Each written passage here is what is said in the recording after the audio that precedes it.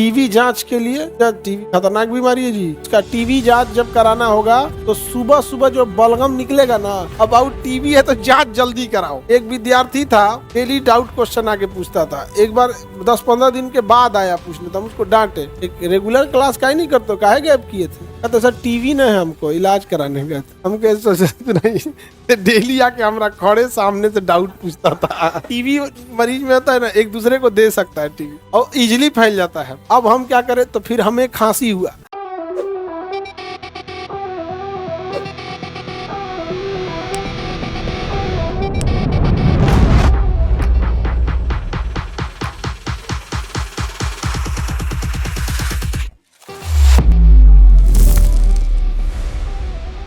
जितने service sector होते हैं उसमें रेवेन्यू से प्रॉफिट ज्यादा होता है। सर्विस सेक्टर में आपको कुछ चीजें बना के नहीं देनी है, सर्विस सेक्टर में चीजें बना के नहीं देनी है।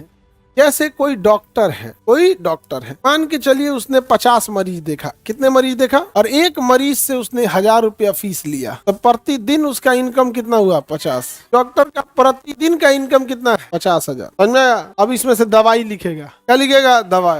दवाई में 50% कमीशन। अब खून निकाल के जांच कराएगा, ब्लड जांच, उसमें फिर MRI या सीटी स्कैन, अल्ट्रासाउंड, कोनो न कोनो को मशीन पे भेजेगा, उससे कुछ न कुछ। आप देखिए, अगर कोई मशीन लगा रहा है तो उस मशीन से अगर उसे 50,000 रुपया आ रहा है और कोई डॉक्टर को 50,000 रुपया आ रहा है, दोनों में ज्यादा प्रॉफिट किसको होगा? सर्विस सेक्टर वाला चीज है। इसमें देखा, इसे पर्ची उर्ची लिख दिया है, उसका अपना कॉस्टिंग ज्यादा नहीं आएगा। लेकिन अगर वही कोई एक्सरे लगाया है तो पहली बात की एक्सरे में अब 2 जानी चाहिए, एगो टेक्नीशियन, एक तो डॉक्टर। फिर बिजली खाएगा अलग, सबका अलग अलग लेवल हो जाएगा।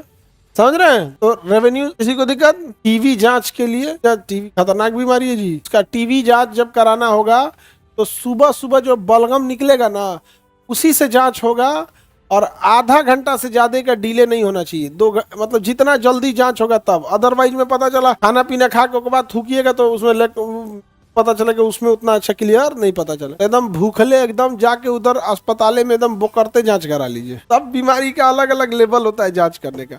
अबाउट टीवी है तो जांच जल्दी कराओ।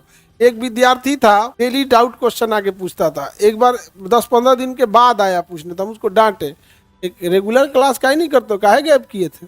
कहते सर टीवी न है, हमको इलाज कराने गए थे। हम कैसे सोचते नहीं, डेली आके हमारा खड़े सामने से डाउट पूछता था। डेली सामने से डाउट पूछता। टीवी मरीज में होता है ना, एक दूसरे को दे सकता है टीवी और इजिली फैल जाता है। अब हमको खांसी होता है भयानक लेवल का। अब हम क्या करें, तो फिर हमें खांसी हुआ।